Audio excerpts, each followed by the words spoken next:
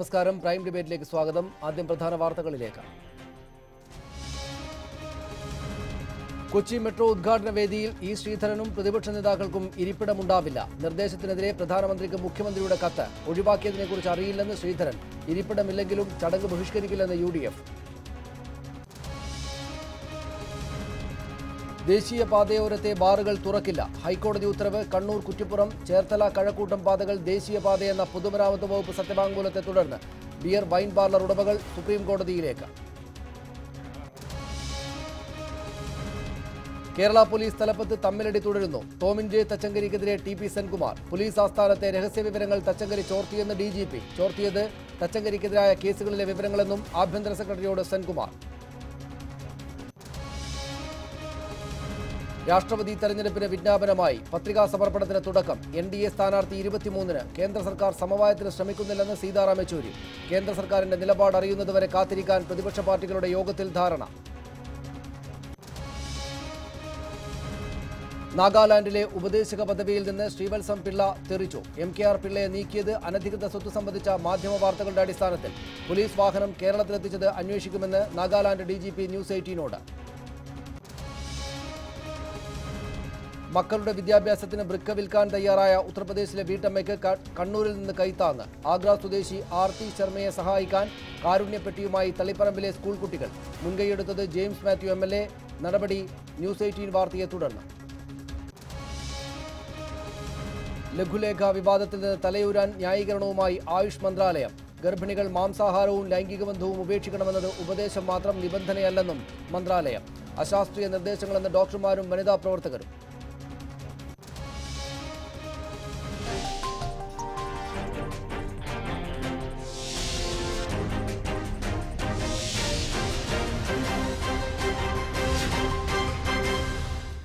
രാഷ്ട്രപതി സ്ഥാനാർത്ഥി സംബന്ധിച്ച് സമവായമാകുമോ?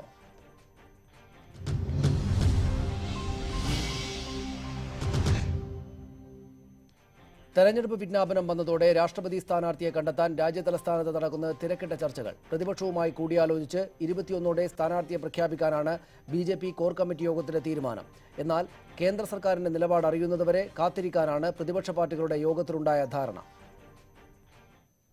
ജൂലൈ 17-ന് നടക്കുന്ന രാഷ്ട്രപതി തെരഞ്ഞെടുപ്പിനുള്ള വിജ്ഞാപനം പുറപ്പെടുവിച്ചതോടെ ഭരണപ്രതിപക്ഷ പാർട്ടികൾ സ്ഥാനാർത്ഥിയെ കണ്ടെത്താനുള്ള തിരക്കിട്ട ചർച്ചകളിലാണ്.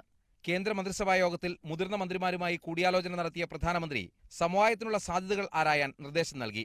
അമിത്ഷായുടെ അധ്യക്ഷതയിൽ ചേർന്ന BJP കോർ കമ്മിറ്റി യോഗത്തിൽ 10 ദിവസത്തിനകം ചർച്ചകൾ പൂർത്തിയാക്കി സ്ഥാനാർത്ഥിയെ പ്രഖ്യാപിക്കാനാണ് ധാരണയായത്. കോർ കമ്മിറ്റി തീരുമാനത്തിന് പിന്നാലെ കേന്ദ്ര ആഭ്യന്തരമന്ത്രി രാജ്നാഥ് സിംഗ് സമാജ്വാദി പാർട്ടിയുടെയും BSPയുടെയും നേതാക്കളുമായി ടെലിഫോണിൽ സംസാരിച്ചു. കോൺഗ്രസ് അധ്യക്ഷ സോണിയാഗാന്ധിയുമായും CPM ജനറൽ സെക്രട്ടറി സീതാറാം യെച്ചൂരിയുമായും രാജ്നാഥ് സിംഗ് വെള്ളിയാഴ്ച കൂടിക്കാഴ്ച നടത്തും. സർക്കാർ കീഴ്വഴക്കങ്ങൾ ലംഘിക്കുകയാണെന്നും സമവായത്തിനുള്ള ശ്രമങ്ങൾ ആത്മാർത്ഥമല്ലെന്നുമാണ് സീതാറാം യെച്ചൂരി ഇന്ന് ന്യൂസ് 18നോട് പറഞ്ഞത്. The opinion came saying that it's the job of the ruling party normally to try and seek a consensus. This government has not done it. I know at least the last 5 governments where the Prime Minister would talk to all the leaders of the opposition much before this time to build a consensus, but this government has chosen not to do it. Now they have appointed a committee which they'll say they'll finalize on the 23rd or 24th. Last date for nomination is 29th. So clearly the government is moving in a direction of not wanting to seek a consensus. In which case we have been very clear, we have been saying this for the last over a month, that we should put up a joint opposition candidate and fight this election politically, given the importance of having a person who can uphold the constitutional values of our republic as the President of India. പൊതു സ്ഥാനാർത്ഥിയെ കണ്ടെത്താനുള്ള ശ്രമങ്ങളുടെ ഭാഗമായി 10 പ്രതിപക്ഷ പാർട്ടികൾ ഇന്ന് യോഗം ചേർന്നെങ്കിലും അന്തിമ തീരുമാനമായില്ല. സ്ഥാനാർത്ഥിയുടെ കാര്യത്തിൽ ആദ്യം സർക്കാരിന്റെ നിലപാട് അറിയട്ടെ എന്നാണ് പ്രതിപക്ഷ യോഗത്തിലുണ്ടായ ധാരണ. सरकार की तरफ से किसी ने अप्रोच नहीं किया था.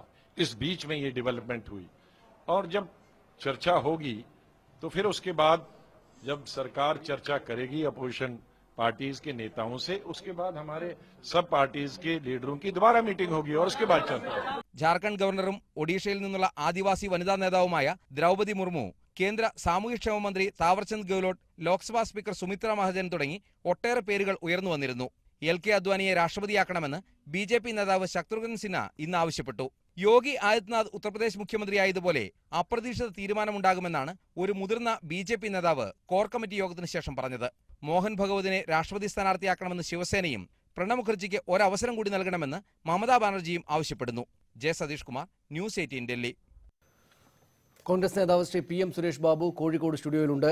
BJP നേതാവ് ശ്രീ B രാധാകൃഷ്ണ മേനോൻ കോട്ടയത്ത്, ഡോക്ടർ സെബാസ്റ്റ്യൻ പോൾ കൊച്ചിയിൽ, ശ്രീ ഫസൽ ഗഫൂർ എനിക്കൊപ്പം സ്റ്റുഡിയോ ഫ്ലോറിൽ ഈ ചർച്ചയിൽ പങ്കെടുക്കുന്നു. ആദ്യം ശ്രീ PM സുരേഷ് ബാബു, പ്രതിപക്ഷത്തെ കൂടെ നിർത്തി ഒരു സമവായ സ്ഥാനാർത്ഥി, എല്ലാവരുടെയും താല്പര്യം കണക്കിലെടുത്തുള്ള ഒരു രാഷ്ട്രപതി, ഒറ്റയാൾ, ആ നിലയിലേക്ക് ഭരണപക്ഷം കാര്യങ്ങളെ കൊണ്ടുപോകില്ല എന്നാണ് ഇപ്പോൾ പ്രതിപക്ഷം വിചാരിക്കുന്നത് എന്ന് വേണമല്ലോ മനസ്സിലാക്കാൻ. ഗുലാം നബി ആസാദും സീതാറാം യെച്ചൂരിയും സംസാരിച്ചതും ഇന്നത്തെ യോഗം വെച്ച് ആലോചിക്കാവുന്ന കാര്യം അതാണ്. എന്തുകൊണ്ട് പ്രതിപക്ഷത്തെ അകറ്റി നിർത്തി രാഷ്ട്രപതി, സ്വന്തം രാഷ്ട്രപതിയെ മുന്നോട്ട് വെക്കാം, വേണ്ട ചർച്ചകളൊന്നും നടത്തേണ്ടതില്ല എന്ന് BJP വിചാരിക്കുന്നുണ്ടാകും? എന്തുകൊണ്ടാകണം അത്?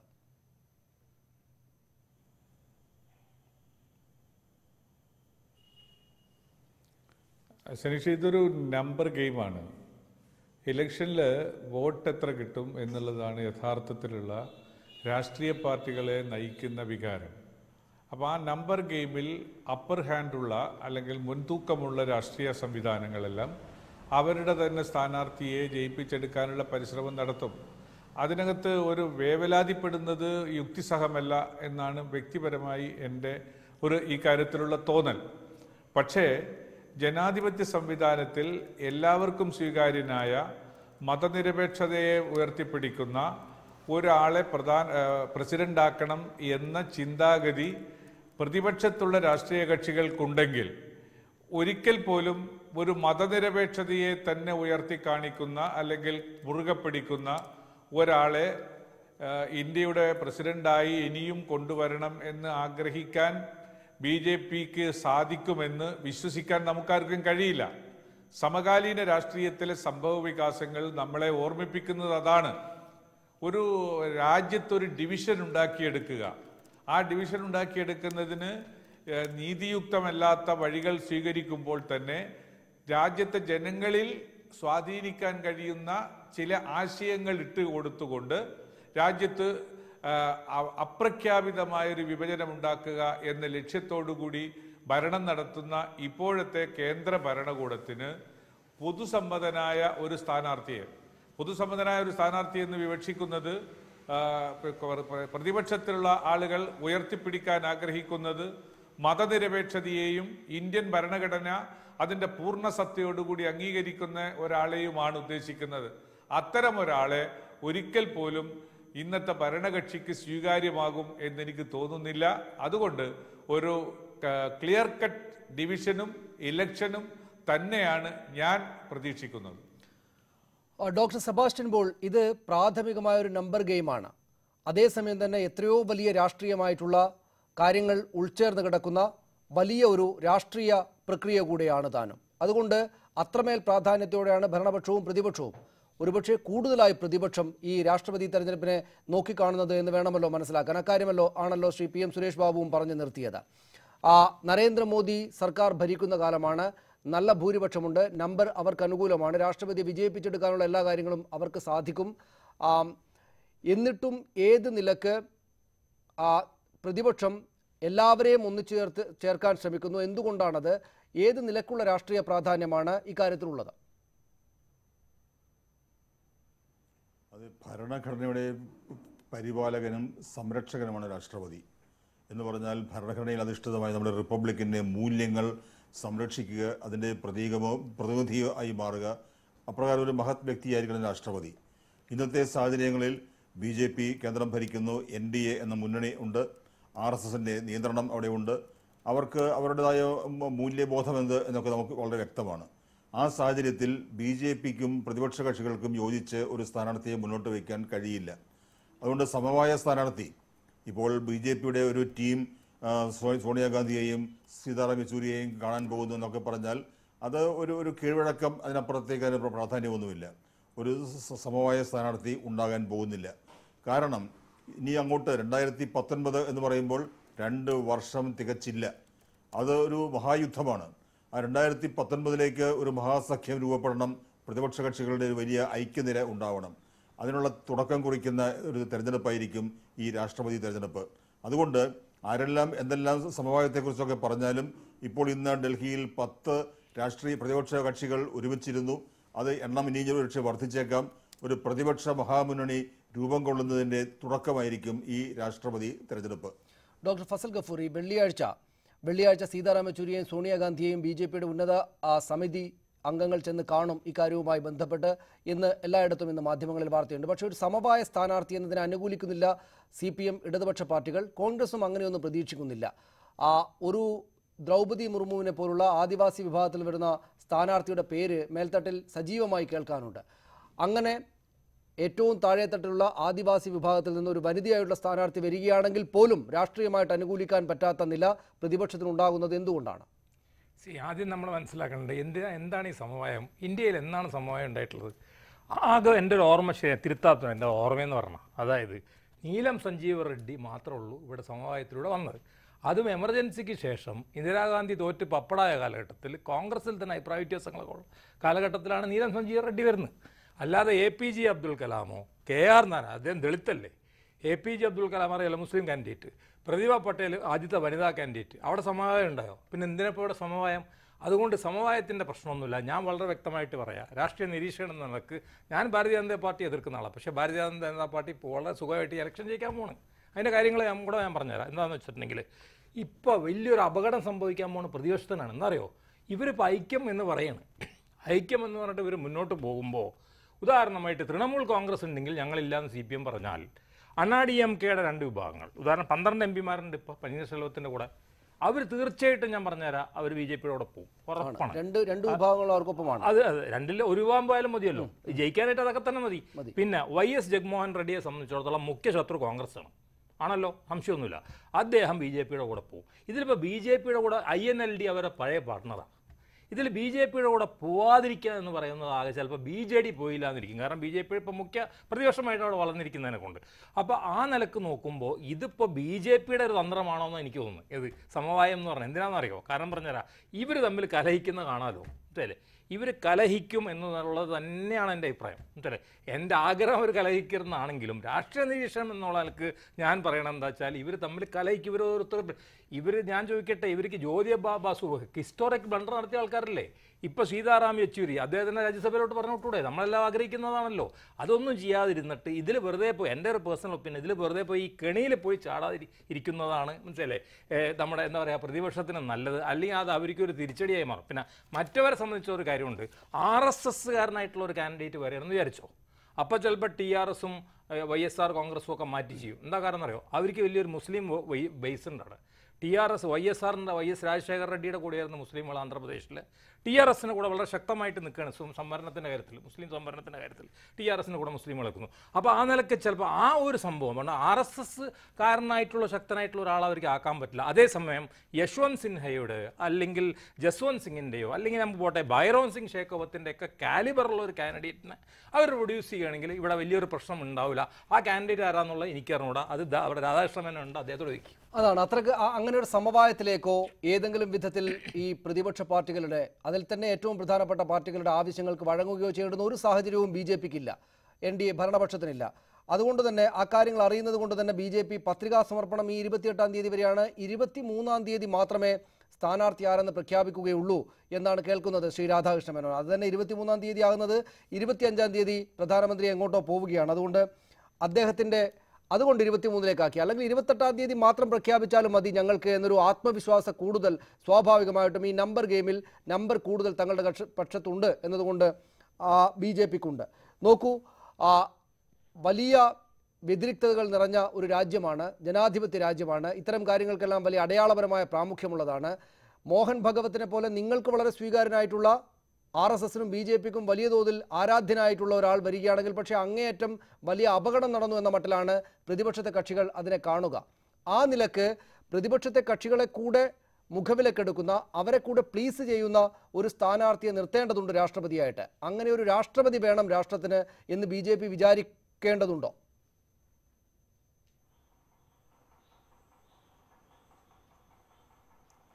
അല്ല, ഇവിടെ ഭാരതീയ ജനതാ പാർട്ടിയുടെ ദേശീയ നേതൃത്വം ഇത് സംബന്ധിച്ച് ആദ്യമായി ജനാധിപത്യ കീഴ്വഴക്കങ്ങൾ പരിഗണിച്ചുകൊണ്ട് പ്രതിപക്ഷവുമായി തന്നെ ചർച്ച നടത്താനാണല്ലോ തീരുമാനിച്ചിട്ടുള്ളത്.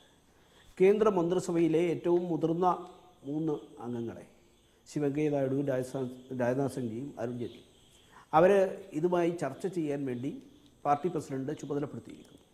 അപ്പോൾ തീർച്ചയായിട്ടും പ്രതിപക്ഷത്തിൻ്റെ അഭിപ്രായം കേട്ടതിന് ശേഷമല്ലാതെ ഭാരതീയ ജനതാ പാർട്ടി മുന്നോട്ട് വെക്കുന്ന ഒരു സ്ഥാനാർത്ഥിയെക്കുറിച്ച് അതിനു മുമ്പ് ഒരു ചർച്ച പാർട്ടി നേതൃത്വത്തിൻ്റെ ഭാഗത്തു നിന്ന് നടത്താവുന്ന സാഹചര്യമല്ലല്ലോ ഇപ്പോൾ ഉള്ളത്. അപ്പോൾ തീർച്ചയായിട്ടും അപ്പോൾ ആ നിലയ്ക്ക് ഏവർക്കും സ്വീകാര്യമായ രീതിയിലുള്ള ഒരു സമീപനമാണ് പാർട്ടി നേതൃത്വം മുൻതൂക്കം കൊടുക്കുന്നത് എന്നുള്ളത് കൊണ്ട്, കാരണം BJP എന്താണ് ഉദ്ദേശിക്കുന്നത് എന്ന് വ്യക്തമാക്കിക്കൊണ്ട് അതിൽ പരസ്പരം സഹകരിക്കാനുള്ള ഒരു സാഹചര്യം ഒരുക്കിക്കൊണ്ടുള്ള ഒരു ചർച്ചയ്ക്ക് ഇപ്പോൾ ദേശീയ നേതൃത്വം തീരുമാനിച്ചിരിക്കുന്നു. അപ്പോൾ ആ ഒരു ചർച്ച വരും ദിവസങ്ങളിൽ തീർച്ചയായിട്ടും നടക്കും. അപ്പോൾ അതിന് ഇപ്പോൾ 28-ാം തീയതി വരെ സമയമുണ്ട് എന്ന് ഇവിടെ തന്നെ സൂചിപ്പിച്ചല്ലോ. എങ്കിലും 23-ന് അല്ലെങ്കിൽ പ്രധാനമന്ത്രി പോകുന്നതിന് മുമ്പ് ഈ കാര്യങ്ങൾ വ്യക്തമാവും എന്നും പറയുന്നു.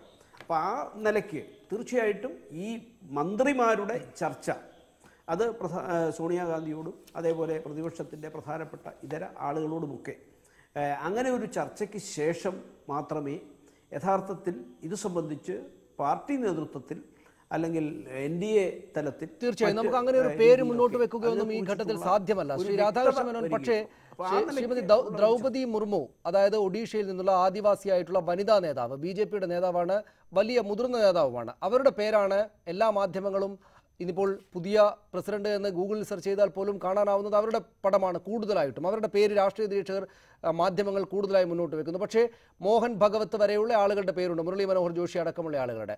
നോക്കൂ, ആ ദ്രൗപദി മുർമുവിന് ആ തരത്തിലുള്ള വലിയൊരു സ്വീകാര്യത കിട്ടാൻ സാധ്യതയുണ്ട്. എന്തെന്നാൽ രാജ്യം ഇതാണ്, ആദിവാസി വിഭാഗത്തിൽ നിന്നൊരു വനിതാ നേതാവ് വരുന്നു, വലിയ തോതിൽ സന്തോഷിക്കാനുള്ള ചില കാര്യങ്ങൾ അതിനകത്തുണ്ട് ഏത് നിലക്കാണെങ്കിലും. പക്ഷേ മോഹൻ ഭഗവതിനെ അതുപോലെ എതിർക്കുന്ന ആളുകളുണ്ട്. എൻ്റെ ചോദ്യം ഇതാണ്, അതായത് മോഹൻ ഭഗവത് എന്ന RSSന്റെ ഏറ്റവും മുതിർന്നയാൾ രാഷ്ട്രപതി സ്ഥാനത്തേക്ക് പരിഗണിക്കപ്പെടുന്നതിൽ, സ്ഥാനാർത്ഥിയാകുന്നതിൽ എന്തെങ്കിലും പിശകുണ്ടോ?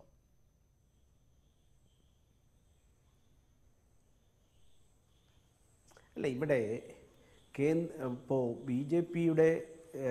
BJP ആരെ ഉയർത്തിക്കാണിച്ചാൽ തങ്ങൾക്ക് സഹകരിക്കാൻ സാധിക്കും എന്നതിനെക്കുറിച്ചിട്ട് പ്രതിപക്ഷത്തിൻ്റെ അഭിപ്രായം വന്നതിന് ശേഷം മാത്രമാണ് BJP ആ തലത്തിൽ ഒരു ചർച്ചയ്ക്ക് തയ്യാറാവുകയുള്ളൂ.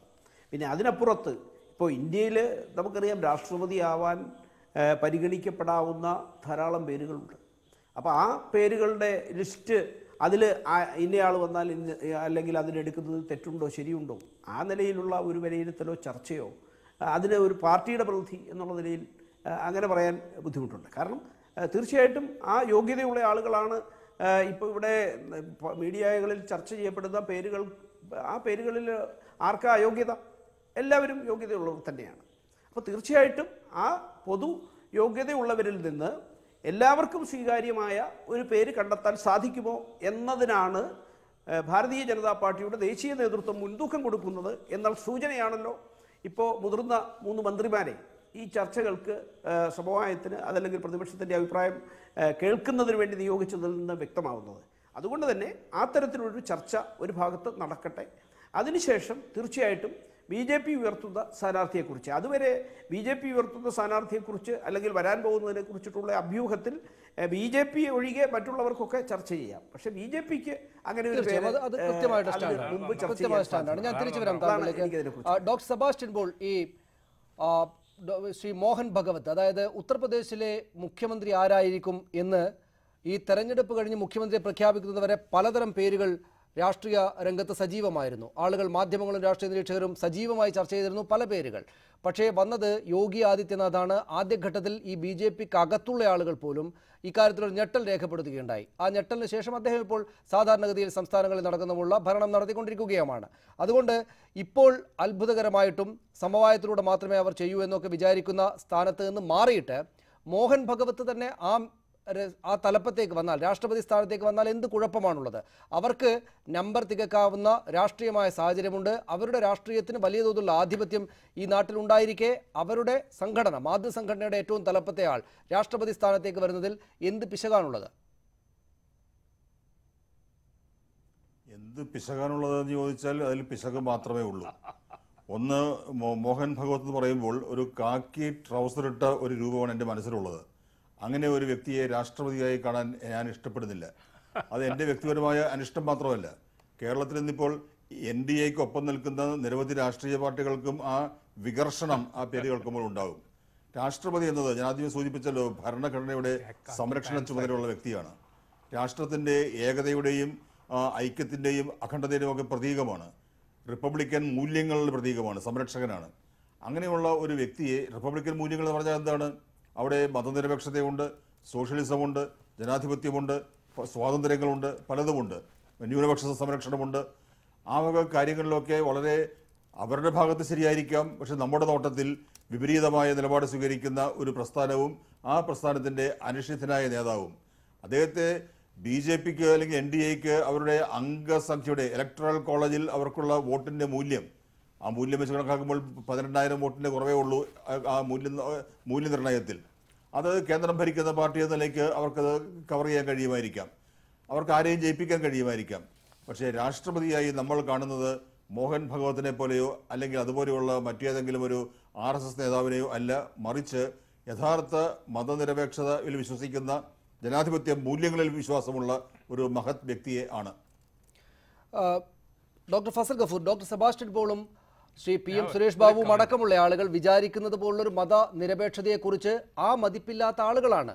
അവർക്ക് വേറെ രാഷ്ട്രീയമാണുള്ളത്. ഈ പറയുന്നതിനെ അവർ സ്യൂഡോ സെക്കുലറിസം എന്നാണ് വിളിക്കുകയും ചെയ്യുന്നത്. അങ്ങനെ അവർക്ക് ആകെ 2.5% കുറവ് മാത്രമേ ഇലക്ട്രൽ കോളേജിലുള്ളൂ. അങ്ങനെയെങ്കിൽ പശു സംരക്ഷണമാണെങ്കിലും മറ്റു തരത്തിലുള്ള രാഷ്ട്രീയ പ്രവർത്തനങ്ങളും അവരുടെ അജണ്ടക്കകത്ത്, അവർ മുന്നോട്ട് വെച്ച അജണ്ടക്കകത്തൂടെ മുന്നോട്ട് പോകുന്ന ഒരു രാഷ്ട്രീയ സംഘം ഭരിക്കുമ്പോൾ അവരങ്ങനെ അവരുടെ രാഷ്ട്രപതി സ്ഥാനാർത്ഥിയെ കൊണ്ടുവന്ന് നിർത്തുകയും വിജയിപ്പിക്കുകയും ചെയ്താൽ എന്ത് പിശകാണുള്ളത്? അവരത് ചെയ്യുകയില്ലേ? മോഹൻ ഭഗവത് എൻ്റെ അഭിപ്രായത്തിൽ സെബാസ്റ്റ്യൻ പോൾ ഇപ്പോൾ കാക്കി ട്രൗസറല്ല കേട്ടോ, മൂപ്പര് നന്നായിക്കുന്നു. മൂപ്പർ കാക്കി പാൻസ് ഇടുന്നു ഇപ്പോൾ, അതുകൊണ്ട് സ്വഭാവമൊന്നും മാറിയിട്ടില്ല. അതൊക്കെ പഴയ ഭഗവത് തന്നെ. ഇത് പ്രശ്നം എന്ന് വെച്ചാൽ മോഹൻ ഭഗവത് ഒരു ഹൈലി ഡിവിസീവ് ഫിഗറാണ്. നമ്മുടെ കൂട്ടത്തിൽ ഡിവിസീവ് ഫിഗേഴ്സ് എന്ന് പറയും. യോഗി ആദിത്യനാഥ് ഒരു ഡിവിറ്റി, അതായത് ധ്രുവീകരണം ഉണ്ടാക്കുന്ന വ്യക്തികളാണ്.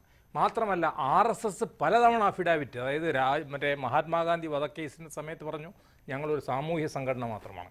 എമർജൻസി കാലത്ത് ഇവർ പറഞ്ഞു ഞങ്ങളൊരു സാമൂഹ്യ സംഘടന മാത്രമാണ്.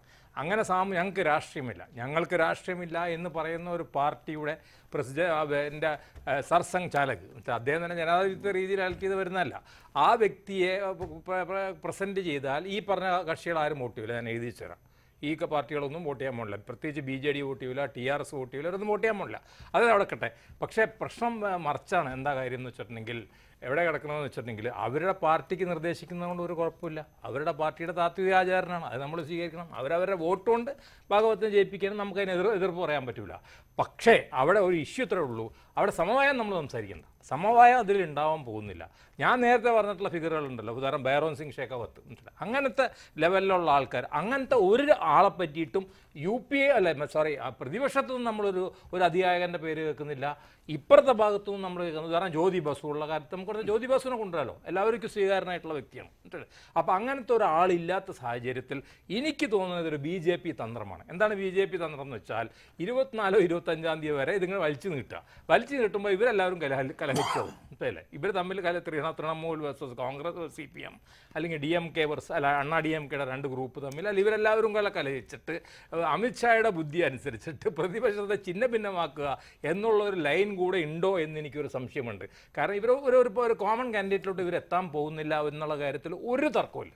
അതാണ് ശ്രീ PM സുരേഷ് ബാബു. ഇതിപ്പോൾ മോഹൻ ഭഗവത്തിൻ്റെ കാര്യം ആ ചർച്ചയ്ക്കിടയിൽ 2-3 തവണ ചോദിച്ചുവെങ്കിലും അതല്ല നമ്മുടെ പ്രധാനപ്പെട്ട വിഷയം. നോക്കൂ, മോഹൻ ഭഗവത്തിനെ ഒന്നും അല്ലെങ്കിൽ എല്ലാവർക്കും അംഗീകരിക്കാനാകുന്ന BJP RSS സംഘപരിവാരത്തിനകത്തുള്ള ആളുകൾക്ക് അല്ലാതെയും അംഗീകരിക്കാവുന്ന ആളുകളെ നിർത്താൻ തന്നെയായിരിക്കും സ്വാഭാവികമായിട്ടും ആ പക്ഷം വിചാരിക്കുക. എന്തുകൊണ്ടെന്നാൽ ഈ തെലങ്കാന രാഷ്ട്ര സമിതിയുടെയും AIDMKയുടെയും ഒക്കെ പിന്തുണ അവർക്ക് ആവശ്യമാണ്. 2.5% വോട്ടിന് ഇലക്ട്രൽ കോളേജിൻ്റെ കുറവ് അവർക്കുണ്ട്. അതുകൊണ്ട് കുറെ കൂടെ സമവായത്തിലേക്ക് എത്താവുന്ന മറ്റുള്ളവർക്ക് അംഗീകരിക്കാവുന്ന ഒരു സ്ഥാനാർത്ഥിയെ തന്നെയായിരിക്കും കൊണ്ടുവരാൻ സാധ്യത. അങ്ങനെയെങ്കിൽ ഈ പറയുന്ന ബൈറോൺ സിംഗ് ഷെഖാവത്തോ അല്ല അതുപോലുള്ള ശ്രീ ദ്രൗപദി മുർമുവിനെ പോലെ ഈ പേര് കേൾക്കുന്ന രാജ്യത്തെ ഏറ്റവും താഴെത്തട്ടിലുള്ള ജനവിഭാഗങ്ങളുടെ പ്രതിനിധിയായിട്ട് ഒരു വനിത ഉയർന്നു വരികയാണെങ്കിൽ, അത്തരത്തിൽ നിങ്ങൾക്ക് പൂർണ്ണമായിട്ടും എതിർക്കേണ്ടി വരുന്ന ഈ മോഹൻ ഭഗവത്തിനെ പോലുള്ള ആളുകൾ അല്ലാതെയുള്ള ആളുകൾ വരികയാണെങ്കിൽ പിന്നെ പ്രതിപക്ഷം കൂടെ ഭരണപക്ഷത്തോടൊപ്പം നിൽക്കുകയല്ലേ വേണ്ടത്?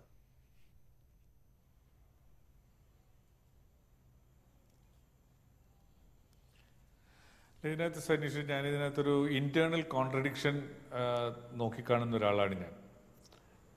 BJP മുന്നണിയുടെ രാഷ്ട്രപതി സ്ഥാനാർത്ഥിയെ ആരാണ് നിശ്ചയിക്കുന്നത് എന്നതിൻ്റെ അടിസ്ഥാനത്തിലായിരിക്കും ഇതിൻ്റെ സ്ഥാനാർത്ഥിയുടെ പേര് എമർജ് ചെയ്ത് വരിക. ഒരു കാര്യം ഞാൻ പറയാം. BJP സ്ഥാനാർത്ഥിയെ എന്ന് പറഞ്ഞാൽ പ്രസിഡന്റ് സ്ഥാനത്തേക്ക് ഭരണകക്ഷിയുടെ സ്ഥാനാർത്ഥിയെ നിശ്ചയിക്കാനുള്ള പൂർണ്ണമായ അധികാരം ഇന്ത്യൻ പ്രധാനമന്ത്രിയിലും അമിത്ഷായിലുമാണെങ്കിൽ ഒരിക്കലും മോഹൻ ഭഗവതിനെ പോലെയുള്ള ഒരു സ്ഥാനാർത്ഥി വരില്ല. അതിന് കാരണമുണ്ട്. അത് കാരണം എന്താണ്? പ്രധാനമന്ത്രിയിൽ നിയന്ത്രണം ഏർപ്പെടുത്താൻ കഴിയുന്ന രാഷ്ട്രീയ സ്വാധീനമുള്ള ഒരാളെ കൊണ്ടുവരാൻ അവർക്ക് ഇഷ്ടമില്ല, അവർക്ക് താല്പര്യവുമില്ല. മറിച്ച് UP മുഖ്യമന്ത്രിയായി യോഗി ആദിത്യനാഥിനെ നിശ്ചയിച്ചത് മോഹൻ ഭഗവതും RSSുമാണ്. ഈ തെരഞ്ഞെടുപ്പിൽ, പ്രസിഡന്റ് തെരഞ്ഞെടുപ്പിൽ സ്ഥാനാർത്ഥിയെ നിശ്ചയിക്കാനുള്ള അധികാരം RSS ഏറ്റെടുക്കുകയാണെങ്കിൽ, RSS സ്വയാർജിതമായി അതിനെ സ്വീകരിക്കുകയാണെങ്കിൽ ഇത്തരം പ്രഗത്ഭരായ സ്ഥാനാർത്ഥികൾ, പ്രധാനമന്ത്രിയിൽ പോലും നിയന്ത്രണം വരുത്താൻ കഴിവുള്ള മോഹൻ ഭഗവതോ അദ്ദേഹത്തിന് അത്രയും തുല്യമായ വ്യക്തികളോ സ്ഥാനാർത്ഥിയായി വരും എന്നുള്ളതാണ് എൻ്റെ നിരീക്ഷണം. ആ നിരീക്ഷണത്തിനകത്ത് അതുകൊണ്ടാണ് ഞാൻ ആവർത്തിച്ച് പറയുന്നത്, പ്രധാനമന്ത്രിയും അമിത്ഷായും കൂടിയാണ് സ്ഥാനാർത്ഥിയെ പറയുന്നതെങ്കിൽ, പാർട്ടിക്കകത്തെ കോൺട്രഡിക്ഷനാണ് ഞാൻ നിങ്ങളുടെ മുമ്പിൽ പറയുന്നത്.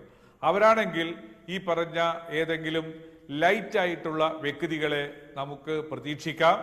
അല്ലാത്ത പക്ഷം ഹാർഡായിട്ടുള്ള വ്യക്തികളെയും നമുക്ക് ഇതിനകത്ത് പ്രതീക്ഷിക്കാം. ഇക്കാര്യത്തിൽ എൻ്റെ വ്യക്തിപരമായ അഭിപ്രായം പറയാനുള്ള ഒരു വേദി അല്ലാത്തത് കൊണ്ട് ഞാൻ അതിനെക്കുറിച്ച് പ്രതികരിക്കാൻ ആഗ്രഹിക്കുന്നത് ഈ രൂപത്തിലാണ്. ജനാധിപത്യത്തിലും ശ്രീ സെബാസ്റ്റ്യൻ പോൾ ഇവിടെ പറഞ്ഞതുപോലെ ജനാധിപത്യം, മതേതരത്വം, സോഷ്യലിസം തുടങ്ങി നിരവധി കോമ്പോണൻസ് ഉള്ളതാണ് ഇന്ത്യയുടെ ഭരണഘടനയും ഇന്ത്യയുടെ പ്ലൂരാലിറ്റിയും. ആ പ്ലൂരാലിറ്റിയെ ഉൾക്കൊള്ളാൻ കഴിയുന്ന ഒരു സ്ഥാനാർത്ഥിയെ നിർത്തി അവർക്ക് കിട്ടാവുന്ന വോട്ടുകൾ സമാഹരിച്ച് ജനങ്ങളുടെ മുമ്പിൽ ഞങ്ങൾ അധികാരത്തെക്കാൾ ഉപരി ഈ കാര്യത്തിൽ ഇത്തരം മൂല്യങ്ങളെയാണ് വിലമതിക്കുന്നത് എന്ന് കാണിച്ചു കൊടുക്കാനുള്ള ചുമതല പ്രതിപക്ഷത്തിന്റെ ഐക്യനിരക്കുണ്ട് എന്ന് കരുതുന്ന ഒരാളാണ് ഞാൻ. പ്രതിപക്ഷത്തെ കലഹിപ്പിക്കാനാണ് ഇങ്ങനെ ഒരു നീക്കം നടന്നതെന്നാണ് ഡോക്ടർ ഫസൽ ഗഫൂർ പറയുന്നത്.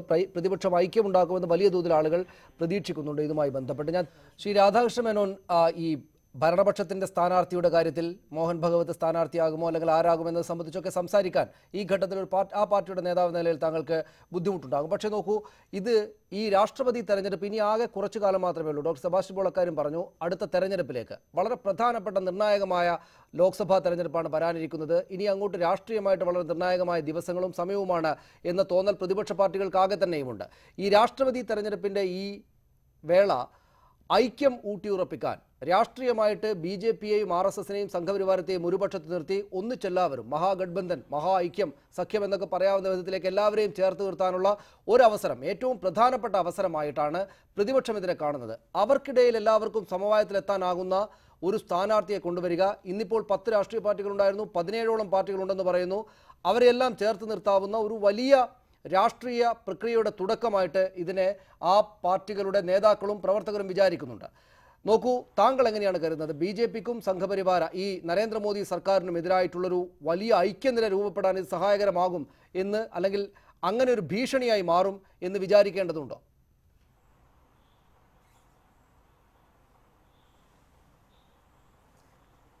അല്ല, ഇവിടെ ഇന്ത്യൻ രാഷ്ട്രീയം ഇന്ന് BJPയും BJP വിരുദ്ധരും എന്ന നിലയിൽ ദേശീയ തലത്തിലൊരു പോളറൈസേഷൻ ഉണ്ടായിട്ടുണ്ട് എന്നുള്ളത് യാഥാർത്ഥ്യമാണ്.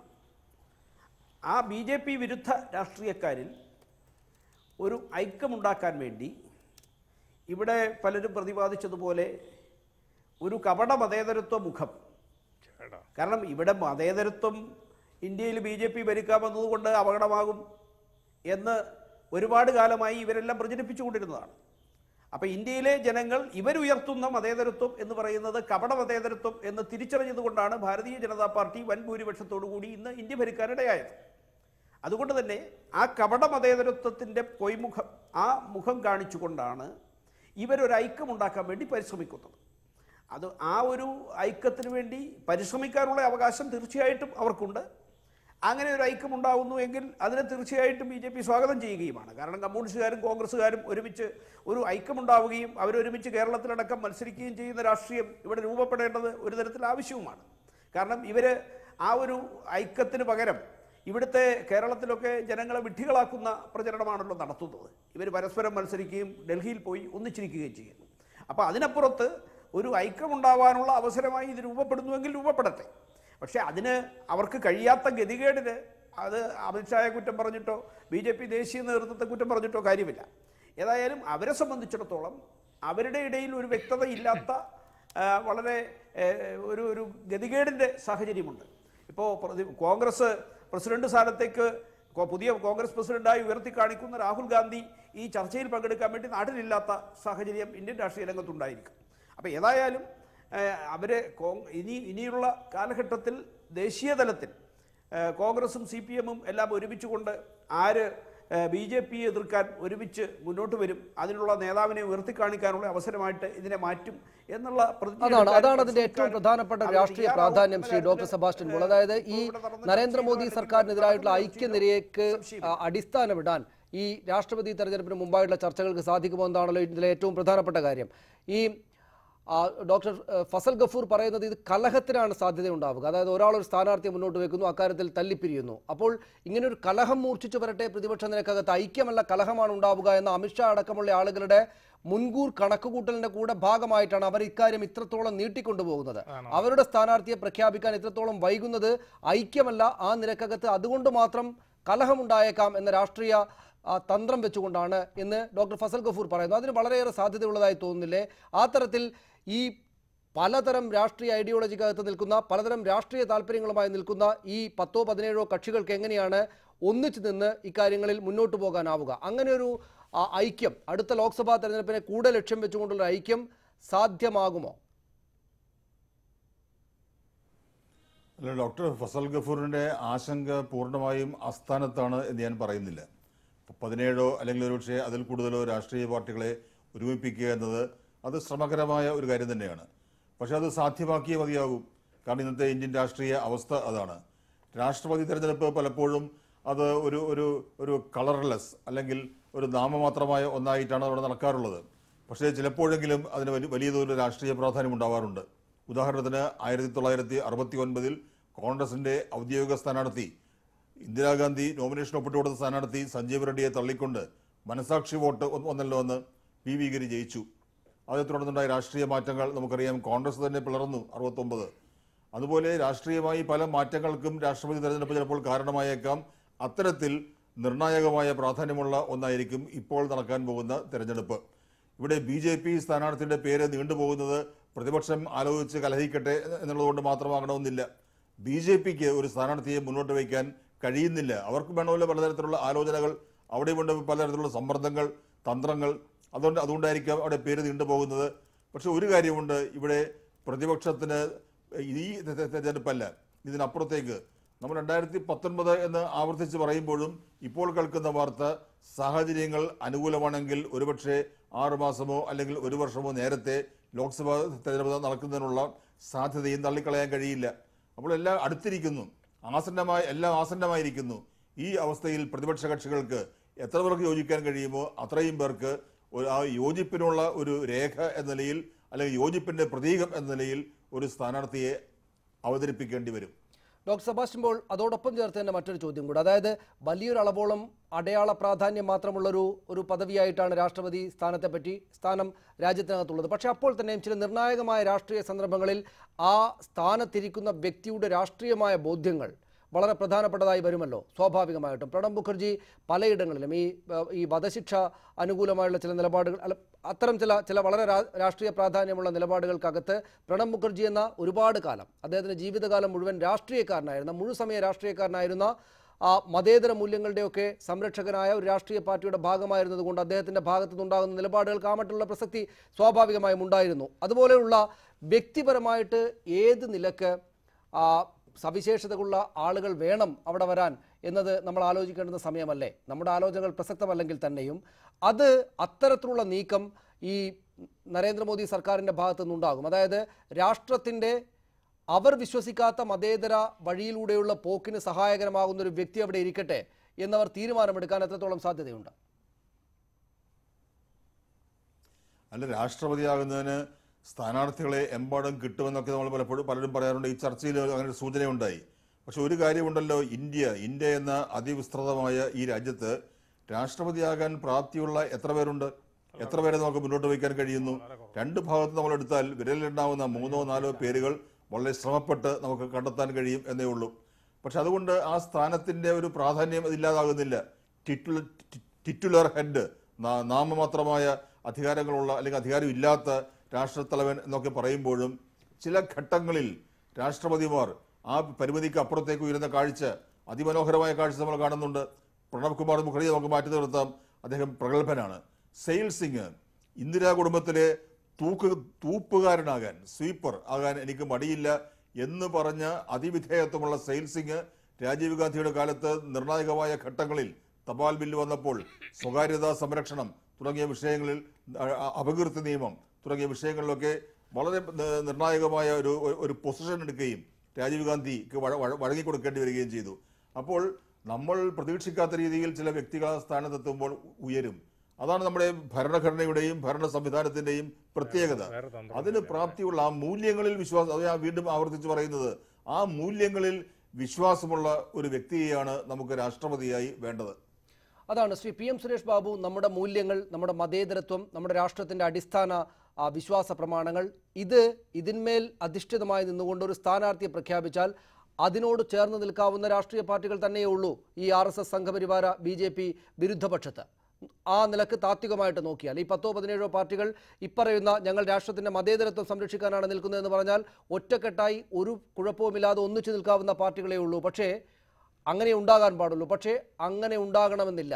ഒരു സ്ഥാനാർത്ഥിയെ എടുത്ത് മുന്നോട്ട് വെച്ചാൽ ഞങ്ങൾക്കത് സാധിക്കുകയില്ല എന്ന് പറയുന്ന ആളുകളുണ്ട്. മമതാ ബാനർജിയുമായിട്ട് ചേർന്നിരിക്കാൻ ഇടതുപക്ഷ പാർട്ടികൾക്ക് സാധിക്കുകയില്ല എന്ന വിചാരങ്ങളുണ്ട്. ഇതിനെ എല്ലാത്തിനെയും ഒറ്റനൂലിൽ കൊണ്ടുപോകാൻ മാത്രം ശേഷിയുള്ള രാഷ്ട്രീയ പാർട്ടിയായിട്ട് ഇപ്പോൾ കോൺഗ്രസ് നിലനിൽക്കുന്നില്ല. അതിന് ആ നിലക്കുള്ള രാഷ്ട്രീയ നേതൃത്വമില്ല. 100,000 പ്രശ്നങ്ങളുണ്ട്, പ്രതിസന്ധികളുണ്ട്.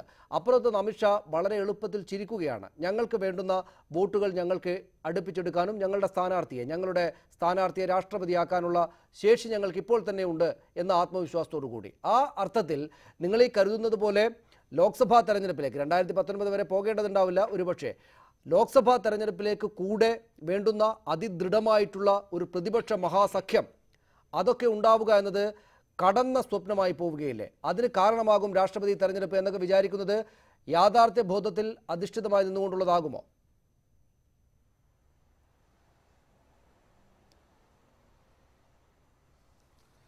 അല്ല, ഇതിനകത്ത് ശ്രീ ഫസൽ കപൂർ പറഞ്ഞിട്ടുള്ളൊരു കാര്യം, പ്രതിപക്ഷത്തെ ഭിന്നിപ്പിച്ച് തമ്മിലടിപ്പിക്കുന്ന ഒരു കാര്യത്തെക്കുറിച്ച് BJPയുടെ ഭാഗത്തു നിന്ന് ആലോചന ഉണ്ടാവുകയില്ല എന്ന് നമുക്കൊരിക്കലും വിശ്വസിക്കാൻ കഴിയില്ല. അത് തന്നെയായിരിക്കും അവരുടെ തന്ത്രം. ആ ഭാഗത്ത് നിന്ന് ചിന്തിച്ചു നോക്കിയാൽ പ്രതിപക്ഷത്തിൻ്റെ കക്ഷികളായ ഞങ്ങളെയൊക്കെ തമ്മിൽ ഭിന്നിപ്പിച്ച് നിർത്തേണ്ടുന്നത് അവരുടെ ഒരു ആവശ്യവുമാണ്. അതവർ ചെയ്യും. പക്ഷേ എനിക്ക് ശ്രീ ഫസൽ ഗഫൂർ പറഞ്ഞത് അങ്ങനെ ഭിന്നിപ്പിക്കണമെന്നല്ല, ഭിന്നിപ്പിക്കാനുള്ള തന്ത്രത്തിൽ നിങ്ങൾ വീഴരുത് എന്ന അർത്ഥത്തിലാണ് അദ്ദേഹത്തിന്റെ പ്രഖ്യാപനം ഉണ്ടാകുന്നത് എന്ന് ഞാൻ വിചാരിക്കുന്നു. ഞാനത് ആവർത്തിക്കുന്നത് അതുപോലെ തന്നെയാണ്. പ്രതിപക്ഷങ്ങൾ ഒരിക്കൽ പോലും ഈ ഭിന്നിപ്പ് തന്ത്രത്തിൽ വശംവദരായി വീണുപോകരുത്. പ്രതിപക്ഷം അതിന്റെ സാമൂഹ്യ ഉത്തരവാദിത്വം, രാഷ്ട്രീയ ഉത്തരവാദിത്വം, ഇന്ത്യൻ ഭരണഘടനയോടുള്ള ആ പ്രതിപക്ഷ രാഷ്ട്രീയ കക്ഷികളുടെ പ്രതിബദ്ധത ഉയർത്തിപ്പിടിക്കുന്ന തരത്തിൽ സങ്കുചിതമായ അവരുടെ രാഷ്ട്രീയ താല്പര്യത്തെയും മാറ്റി നിർത്തിക്കൊണ്ടുള്ള ഒരു ചിന്താധാര ഈ തെരഞ്ഞെടുപ്പിൽ അവർ ഉരുത്തിരിച്ചെടുക്കണം. അതുകൊണ്ട് അത്തരമൊരു സാഹചര്യത്തെക്കുറിച്ച്, വരാനിരിക്കുന്ന ലോക്സഭാ തെരഞ്ഞെടുപ്പിനെ കുറിച്ച് പോലും സ്വപ്നം കണ്ട് ചിന്തിക്കുന്നതിൽ തെറ്റില്ല. അത് യാഥാർത്ഥ്യമാക്കാനുള്ള ആത്മാർത്ഥതയും കൂടി ഈ നേതൃത്വത്തിന് ഉണ്ടാകണമെന്നുള്ളതാണ് എൻ്റെ ആഗ്രഹവും പ്രതീക്ഷയും. അതാണ് ഡോക്ടർ ഫസൽ ഗഫൂർ ഈ പറയുന്ന രാഷ്ട്രപതി തെരഞ്ഞെടുപ്പ് എന്ന നിലക്ക് മാത്രമല്ല, പിന്നീട് അങ്ങോട്ട് പോകേണ്ടുന്ന രാഷ്ട്രീയ നാളെകൾക്ക് കൂടെ അസ്ഥിവാരമിടുകയാണ്, അടിത്തറയിടുകയാണ് ഈ പ്രതിപക്ഷ പാർട്ടികൾ ചെയ്യുന്നത്. അവർക്കതിൻ്റെ അപകടങ്ങൾ അറിയാം, ഭിന്നിപ്പിക്കാൻ ശ്രമിക്കുമെന്ന് അവർക്കറിയാം. അതുകൊണ്ട് തന്നെ കുറെ കൂടെ ഉത്തരവാദിത്തോടെയുള്ള ചേർന്ന് നിൽപ്പുണ്ടാവുകയില്ലേ ഡോക്ടർ ഫസൽ ഗഫൂർ? അല്ല, അത് ഉണ്ടാവണം എന്നാണ്. പക്ഷേ ഞാൻ പറയാം, ഈ BJP വളരെ ബുദ്ധിപൂർവ്വമാണ് നീങ്ങുന്നത്. ഇപ്പം നമുക്ക് എടുക്കാം, അവർ മുന്നോട്ട് വെച്ചിട്ടുള്ള കാൻഡിഡേറ്റ് ദ്രൗപദി മുർമു വളരെ നല്ലൊരു ചോയ്സാണ്. എന്താ കാരണം എന്നറിയാം, അതിലേക്ക് അവർ എത്തിയിട്ടില്ല പൂർണ്ണമായി. ആയിക്കോട്ടെ, അവർ എടുത്തു എന്ന് വിചാരിച്ചു. ഒറീസക്കാരിയാണ്. ഒറീസയിൽ ഇലക്ഷൻ വരാൻ പോകണം, അസംബ്ലി ഇലക്ഷൻ. അവരാണ് മുഖ്യ പ്രതിപക്ഷമായിട്ട് വന്നുകൊണ്ടിരിക്കുന്നത്. അപ്പോൾ BJDയുടെ മനസ്സിലെ നവീൻ പട്നായിക്കിൻ്റെ ദീർഘകാല ഭരണത്തെ അട്ടിമറിക്കുക. ഇപ്പുറത്തെ ഭാഗത്ത് ഛത്തീസ്ഗറിൽ ഇലക്ഷൻ നടക്കുന്നു. മനസ്സിലെ ഛത്തീസ്ഗഡ് ട്രൈബൽ സ്റ്റേറ്റാണ്. അവിടത്തേക്കും നമ്മുടെ വൈസ് പ്രസിഡന്റ് കാൻഡിഡേറ്റ് ഒരു വനിത, ഒരു ട്രൈബൽ.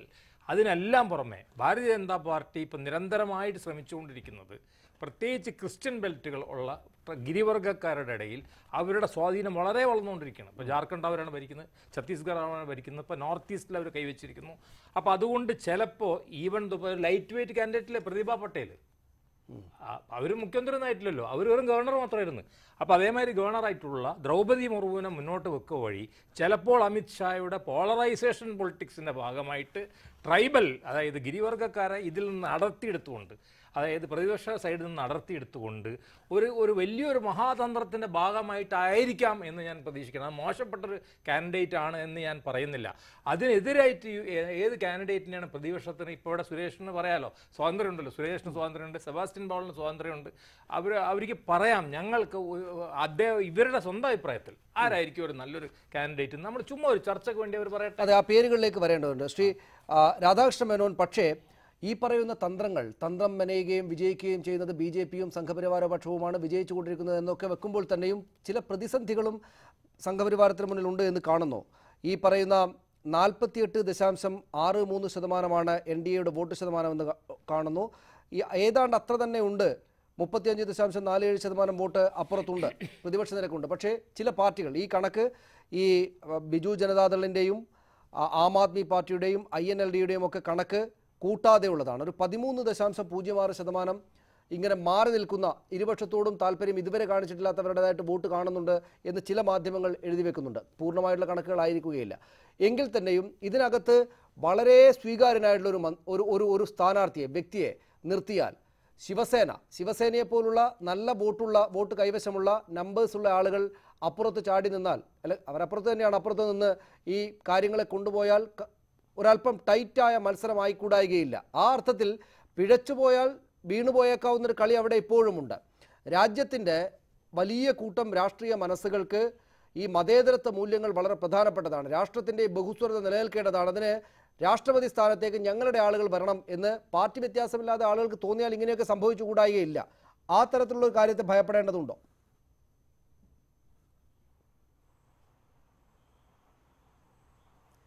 ഒരു ഭയത്തിനും അടിസ്ഥാനമില്ല.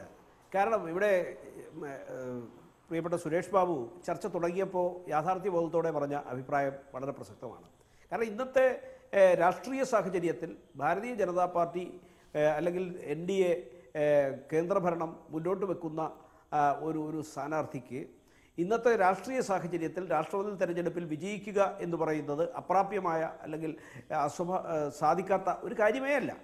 എന്നാൽ അതേസമയം അത്രയേറെ ആത്മവിശ്വാസത്തോടെ നിൽക്കാനുള്ള സാഹചര്യം ഉള്ളപ്പോൾ തന്നെ ഏറ്റവും മുതിർന്ന 3 മന്ത്രിമാരെ മുൻനിർത്തിക്കൊണ്ട് പ്രതിപക്ഷവുമായി കൂടി മാന്യമായി ഇടപെട്ട് സംസാരിച്ച് ഒരു ഐക്യത്തിലെത്താൻ ആ ഒരു മര്യാദയും മാന്യതയുമാണ് കേന്ദ്ര ഗവൺമെൻറ്റും ഭാരതീയ ജനതാ പാർട്ടിയും NDAയും മുന്നോട്ട് വെച്ചിട്ടുള്ളത്. അപ്പോൾ അതിനെ സംബന്ധിച്ചിട്ടുള്ള ആ മാന്യതയുടെ സമീപനം സ്വീകരിക്കുന്നുണ്ടോ വേണ്ടയോ എന്ന് പറയേണ്ടത് പ്രതിപക്ഷമാണ്.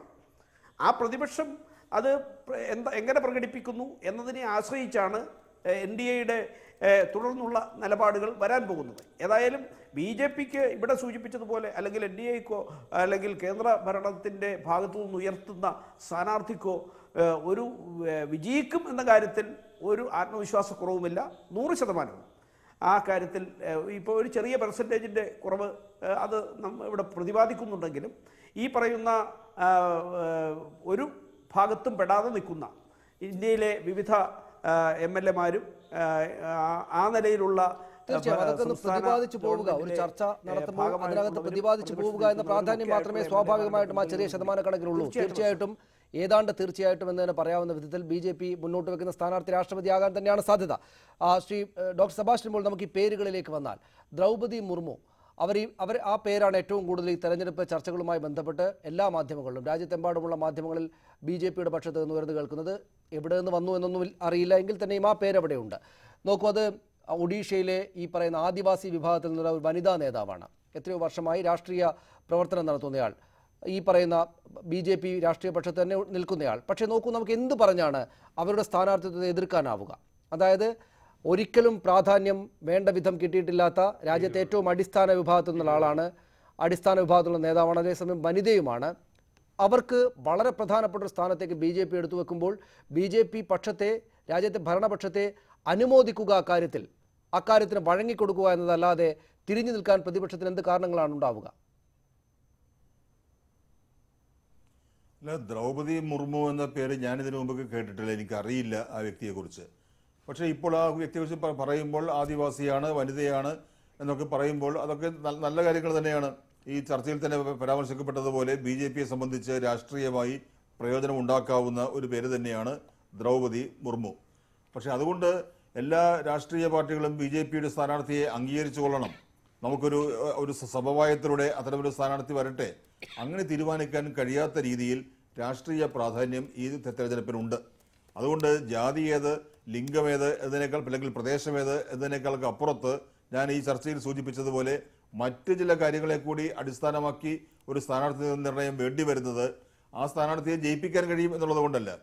പ്രതിപക്ഷം എല്ലാ തെരഞ്ഞെടുപ്പിലും സ്ഥാനാർത്ഥിയെ നിർത്താറുണ്ട്, പലപ്പോഴും ജയിക്കാറുമില്ല. അത് ആ ജയവും തോൽവിയും മാത്രമല്ല, അവിടെ ഒരു സ്ഥാനാർത്ഥി പ്രതിപക്ഷത്തിന് ഉണ്ടാവണം. ആ തെരഞ്ഞെടുപ്പ് അല്ലെങ്കിൽ ആ മത്സരം എന്നുള്ളത് ഒരു സന്ദേശമായിരിക്കും. ആ സന്ദേശം ഇന്ത്യൻ ജനതയ്ക്ക് നൽകുന്നതിനുള്ള സന്ദർഭവും സമയവുമാണിത്. ശ്രീ PM സുരേഷ് ബാബു, നമുക്ക് ചർച്ചയുടെ അവസാന ഭാഗത്തേക്ക് പോകാം. അദ്ദേഹം നേരത്തെ പറഞ്ഞതുപോലെ ഈ പറയുന്ന രാഷ്ട്രപതി എന്ന് പറയുന്ന ഒറ്റ സ്ഥാനത്തേക്കാണ്, പ്രത്യേകിച്ച് വലിയ അധികാരമില്ലാത്ത ഒരു അടയാള സ്ഥാനമാണ് എന്നൊക്കെ പറയുമ്പോൾ തന്നെയും ആ സ്ഥാനത്തേക്ക് എത്ര പേരുണ്ട് ഈ രാഷ്ട്രത്തിൽ നിന്ന് എടുത്തു വെക്കാൻ എന്ന് ചോദിച്ചാൽ ഈ പറയുന്ന 4, 5, 6 പേരുകൾ അത് തന്നെയും മാധ്യമങ്ങൾ ഉണ്ടാക്കിയെടുക്കുന്ന, അല്ലെങ്കിൽ മാധ്യമങ്ങൾ അവരുടെ പലതരം കാര്യങ്ങൾ വെച്ച് പറയുന്ന, മുന്നോട്ട് വെക്കുന്ന പേരുകളാണ്. ഈ പേരുകൾ തന്നെയാകുമോ പ്രതിപക്ഷത്തിൻ്റെയും ഭരണപക്ഷത്തിൻ്റെയും ഭാഗത്തു നിന്ന് വരിക എന്നതൊക്കെ കാത്തിരുന്ന് തന്നെ കാണേണ്ടതാണ്. നമുക്കറിയുകയില്ല. ഈ പറയുന്ന ദ്രൗപദി മുർമു എത്രയോ കാലമായിട്ട് രാഷ്ട്രീയ രംഗത്തെ സസൂക്ഷ്മം വീക്ഷിക്കുന്ന ഡോക്ടർ സെബാസ്റ്റ്യൻ പോളിനെയും താങ്കളെയും ഫസൽ ഗഫൂറിനെയും രാധാകൃഷ്ണ മേനോനെയും പോലുള്ള ആളുകൾ ഇതിനു മുമ്പ് കേൾക്കാത്ത പേരുമാണത്. അത്തരം പേരുകൾ ഉയർന്നു വന്നേക്കാവുന്ന സാഹചര്യമുണ്ട്. നോക്കൂ, പക്ഷേ ഏത് ആളുകളെ, എന്ത് തരം വ്യക്തികളെ മുന്നോട്ട് വെച്ചാലാണ് പ്രതിപക്ഷം ഈ പറയുന്ന ഐക്യമുണ്ടാക്കാനാവുക? ഒപ്പം ഈ പറയുന്ന നമ്മുടെ ഭരണപക്ഷം മുന്നോട്ട് വെക്കുന്ന സ്ഥാനാർത്ഥികളുടെ വ്യക്തിപരമായിട്ടുള്ള സവിശേഷതകളെ, അവരുടെ രാഷ്ട്രീയ നിലപാടുകൾക്ക് ബദലായിട്ട് യഥാർത്ഥത്തിൽ ഈ രാഷ്ട്രം പ്രതിനിധാനം ചെയ്യുന്ന മൂല്യങ്ങളുടെ ഈ അടയാളമായിട്ടാവുക ആരെ വെച്ചാലാണ്? ഗോപാൽകൃഷ്ണ ഗാന്ധി തൊട്ട് മീരാകുമാറും മൻമോഹൻ സിംഗും ശരത് പവാറിൻ്റെയും വരെ പേര് ഈ പലയിടങ്ങളിലായി പ്രതിപക്ഷ സ്ഥാനാർത്ഥിയായിട്ട് കേൾക്കുന്നുണ്ട്. എന്ത് കാര്യങ്ങളാൽ പരിഗണിക്കപ്പെടും ഈ സ്ഥാനാർത്ഥിയെ തെരഞ്ഞെടുക്കുമ്പോൾ?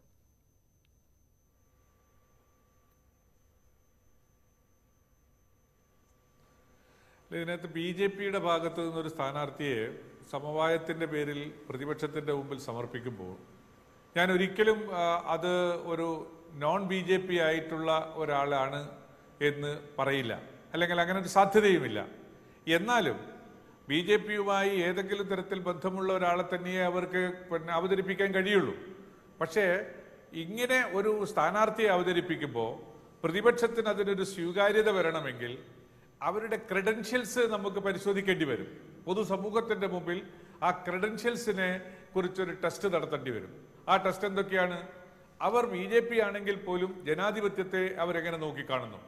അവർ BJP ആണെങ്കിൽ പോലും അവർ എങ്ങനെയാണ് മതേതരത്വ സംവിധാനത്തെ കാത്തുസൂക്ഷിക്കാൻ തയ്യാറാവുക? BJP ആണെങ്കിൽ പോലും അവരെങ്ങനെയാണ് ഇന്ത്യയുടെ സമ്പദ് വ്യവസ്ഥയെ മുന്നോട്ട് നയിക്കുക? ഇന്ത്യയിലെ ജുഡീഷ്യൽ സംവിധാനത്തിനോട് അദ്ദേഹത്തിൻ്റെയോ അവരുടെയോ സമീപനം എന്തായിരിക്കും? ഇതൊക്കെ ബോധ്യം വരുന്ന രൂപത്തിൽ പഴയകാല ചരിത്രങ്ങൾ ജനങ്ങളുടെ മുമ്പിൽ അവതരിപ്പിക്കാൻ കഴിയുന്ന, എന്നാൽ BJP അനുഭാവമുള്ള ഒരാളെയൊക്കെ വെച്ചാൽ മാത്രമേ ഒരു സമവായ സ്ഥാനാർത്ഥി എന്ന് പറയാൻ നമുക്ക് കഴിയുകയുള്ളൂ.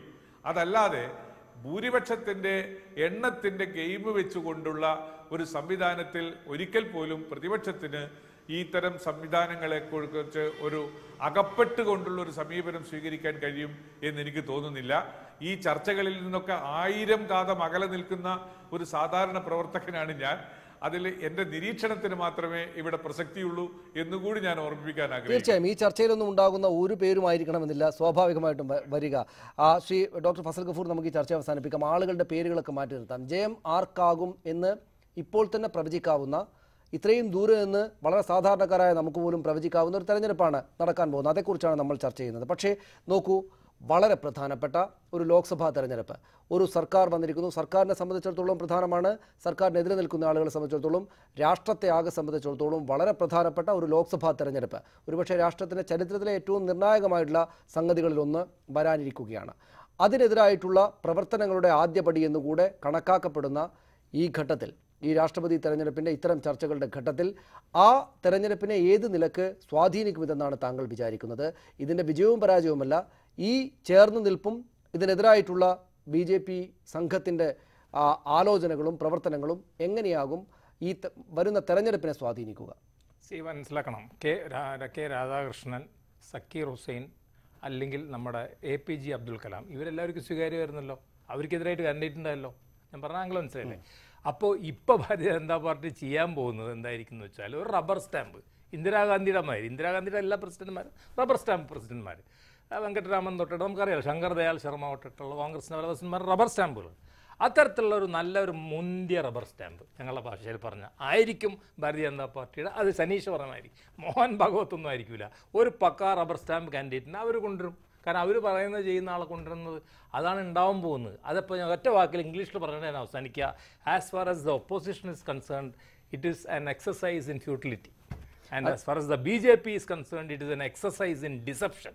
അതാണ് നടന്നുകൊണ്ടിരിക്കുന്നത്. തെരഞ്ഞെടുപ്പ് വരാനിരിക്കുന്ന തെരഞ്ഞെടുപ്പിനെ സ്വാധീനിക്കുന്നതാണ്. തെരഞ്ഞെടുപ്പിൽ റബ്ബർ സ്റ്റാമ്പിനെ വെക്കുള്ളൂ നരേന്ദ്രമോദി. അല്ല, ഞാൻ പറഞ്ഞത് ഈ ലോക്സഭാ തെരഞ്ഞെടുപ്പിനെ, ലോക്സഭാ തെരഞ്ഞെടുപ്പിന്റെ സമയത്ത് ലേറ്റസ്റ്റ് എന്തെങ്കിലും ഒരു തൂക്കുമന്ത്രിസഭ അല്ലെങ്കിൽ എന്തെങ്കിലും പ്രശ്നം പറഞ്ഞ് പ്രസിഡന്റ് ഇടപെടേണ്ട ഒരു സാഹചര്യം ഉണ്ടായാൽ, അവിടെ ഇരിക്കുന്ന രാഷ്ട്രപതി ഭവനിൽ ഇരിക്കുന്ന ആൾ വെറും ഒരു റബ്ബർ സ്റ്റാമ്പ് ആയിരിക്കണം എന്നുള്ള നിർബന്ധമാണ്.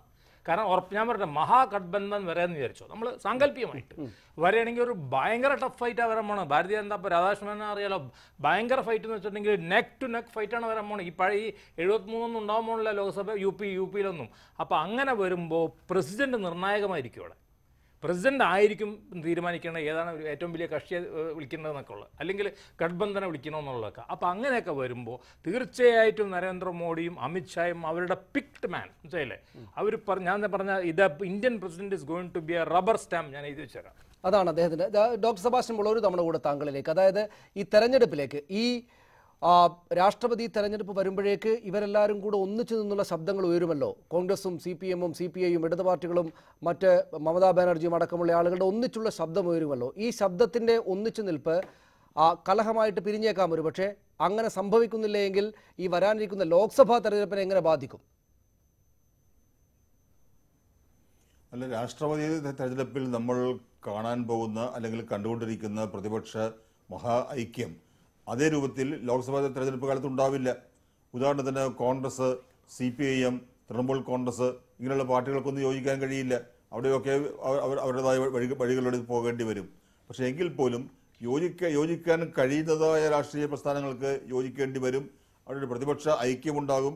അവിടെ ആരെല്ലാം ഏത് രൂപത്തിൽ അതൊക്കെ നമുക്ക് കാണേണ്ടിയിരിക്കുന്നു. കാരണം ഇതേ രൂപത്തിൽ അവർ 2017 രാഷ്ട്രപതി തെരഞ്ഞെടുപ്പ് കാണുന്നത് അടുത്ത ലോക്സഭാ തെരഞ്ഞെടുപ്പിൽ അതേ രൂപത്തിൽ ആവർത്തിക്കില്ല. പക്ഷെ ആവർത്തിക്കില്ലെങ്കിൽ പോലും ഐക്യത്തിലേക്കുള്ള ഒരു വലിയ ചുവടുവയ്പ് ഇവിടെ ഉണ്ടാകാൻ പോവുകയാണ്. അതാണ്. വളരെ നന്ദി doctor Sebastian Paul, doctor Fazal Gafoor, Shri PM Suresh Babu, Shri B Radhakrishnan Menon ഈ ചർച്ചയിൽ പങ്കെടുത്തതിന്. ഈ മാസം 17-നാണ് തെരഞ്ഞെടുപ്പ് നടക്കേണ്ടത്. രാഷ്ട്രപതി തെരഞ്ഞെടുപ്പ് രാഷ്ട്രപതിയെ തെരഞ്ഞെടുക്കുന്നു എന്ന നിലക്ക് മാത്രമല്ല, ഈ ചർച്ചയിൽ ആകപ്പാടെ കേട്ടതുപോലെ ആ നിലക്ക് മാത്രമല്ല പ്രാധാന്യം, രാഷ്ട്രീയ പ്രാധാന്യമുള്ളതായി മാറുന്നത് വരും കാലത്തെ ഭരണ പ്രതിപക്ഷത്തെ, അതിൻ്റെ മുന്നോട്ട് പോക്കിനെ, രാഷ്ട്രത്തിന് തന്നെ മുന്നോട്ട് പോക്കിനെ ബാധിക്കുന്ന തരത്തിലുള്ള രാഷ്ട്രീയ പ്രക്രിയകൾക്ക്, രാഷ്ട്രീയമായിട്ടുള്ള ആലോചനകൾക്ക്, കൂടിച്ചേരലുകൾക്ക് ചില പ്രാഥമികമായിട്ടുള്ള കാര്യങ്ങൾ കൂടെ ഇതിൻ്റെ ഭാഗമായിട്ട് നടക്കുമെന്നതുകൊണ്ടാണ് അക്കാര്യം വളരെയേറെ പ്രധാനപ്പെട്ട ചർച്ചയാകുന്നത്. അങ്ങേയറ്റം ആരെ സ്ഥാനാർത്ഥിയാക്കണമെന്നടക്കമുള്ള കാര്യങ്ങളിൽ രാഷ്ട്രീയമായിട്ട് ചർച്ചകൾ നടക്കുകയാണ് രാജ്യതലസ്ഥാനത്ത് പ്രധാനപ്പെട്ട രാഷ്ട്രീയ കേന്ദ്രങ്ങളിൽ. ആ കാര്യങ്ങളെ ജനങ്ങൾക്ക് മുന്നിൽ എത്തിക്കാനാണ് ഞങ്ങൾ ശ്രമിച്ചത്. വളരെ നന്ദി. ഒരിക്കൽ കൂടി അതിഥികൾക്ക്. പ്രൈം ഡിബേറ്റ് പൂർണ്ണമാവുകയാണ്. പ്രധാന വാർത്തകളിലേക്ക് വീണ്ടും. കൊച്ചി മെട്രോ ഉദ്ഘാടന വേദിയിൽ E. ശ്രീധരനും പ്രതിപക്ഷ നേതാക്കൾക്കും ഇരിപ്പിടമുണ്ടാവില്ല. നിർദ്ദേശത്തിനെതിരെ പ്രധാനമന്ത്രിക്ക് മുഖ്യമന്ത്രിയുടെ കത്ത്. ഒഴിവാക്കിയതിനെക്കുറിച്ച് അറിയില്ലെന്ന് ശ്രീധരൻ. ഇരിപ്പിടമില്ലെങ്കിലും ചടങ്ങ് ബഹിഷ്കരിക്കില്ലെന്ന് UDF. ദേശീയപാതയോരത്തെ ബാറുകൾ തുറക്കില്ല. ഹൈക്കോടതി ഉത്തരവ്. കണ്ണൂർ കുറ്റിപ്പുറം ചേർത്തല കഴക്കൂട്ടം പാതകൾ ദേശീയപാതയെന്ന പൊതുമരാമത്ത് വകുപ്പ് സത്യവാങ്മൂലത്തെ തുടർന്ന് ബിയർ വൈൻ പാർലർ ഉടമകൾ സുപ്രീം കോടതിയിലേക്ക്. കേരള പോലീസ് തലപ്പത്ത് തമ്മിലടി തുടരുന്നു. ടോമിൻ ജെ തച്ചങ്കരിക്കെതിരെ ടി.പി. സെൻകുമാർ. പോലീസ് ആസ്ഥാനത്തെ രഹസ്യ വിവരങ്ങൾ തച്ചങ്കരി ചോർത്തിയെന്ന് DGP. ചോർത്തിയത് തച്ചങ്കരിക്കെതിരായ കേസുകളിലെ വിവരങ്ങളെന്നും ആഭ്യന്തര സെക്രട്ടറിയോട് സെൻകുമാർ. രാഷ്ട്രപതി തെരഞ്ഞെടുപ്പിന് വിജ്ഞാപനമായി. പത്രികാ സമർപ്പണത്തിന് തുടക്കം. NDA സ്ഥാനാർത്ഥി 23-ന്. കേന്ദ്ര സർക്കാർ സമവായത്തിന് ശ്രമിക്കുന്നില്ലെന്ന് സീതാറാം യെച്ചൂരി. കേന്ദ്ര സർക്കാരിന്റെ നിലപാട് അറിയുന്നതുവരെ കാത്തിരിക്കാൻ പ്രതിപക്ഷ പാർട്ടികളുടെ യോഗത്തിൽ ധാരണ. നാഗാലാൻഡിലെ ഉപദേശക പദവിയിൽ നിന്ന് ശ്രീവത്സം പിള്ള തെറിച്ചു. MKR പിള്ളയെ നീക്കിയത് അനധികൃത സ്വത്ത് സംബന്ധിച്ച മാധ്യമ വാർത്തകളുടെ അടിസ്ഥാനത്തിൽ. പോലീസ് വാഹനം കേരളത്തിലെത്തിച്ചത് അന്വേഷിക്കുമെന്ന് നാഗാലാൻഡ് DGP ന്യൂസ് 18നോട്. മക്കളുടെ വിദ്യാഭ്യാസത്തിന് വൃക്ക വിൽക്കാൻ തയ്യാറായ ഉത്തർപ്രദേശിലെ വീട്ടമ്മയ്ക്ക് കണ്ണൂരിൽ നിന്ന് കൈത്താങ്ങ്. ആഗ്ര സ്വദേശി ആരതി ശർമ്മയെ സഹായിക്കാൻ കാരുണ്യപ്പെട്ടിയുമായി തളിപ്പറമ്പിലെ സ്കൂൾ കുട്ടികൾ. മുൻകൈയെടുത്തത് ജെയിംസ് മാത്യു MLA. നടപടി ന്യൂസ് 18 വാർത്തയെ തുടർന്ന്. ലഘുലേഖ വിവാദത്തിൽ നിന്ന് തലയൂരാൻ ന്യായീകരണവുമായി ആയുഷ് മന്ത്രാലയം. ഗർഭിണികൾ മാംസാഹാരവും ലൈംഗിക ബന്ധവും ഉപേക്ഷിക്കണമെന്നത് ഉപദേശം മാത്രം, നിബന്ധനയല്ലെന്നും മന്ത്രാലയം. അശാസ്ത്രീയ നിർദ്ദേശങ്ങളെന്ന് ഡോക്ടർമാരും വനിതാ പ്രവർത്തകരും.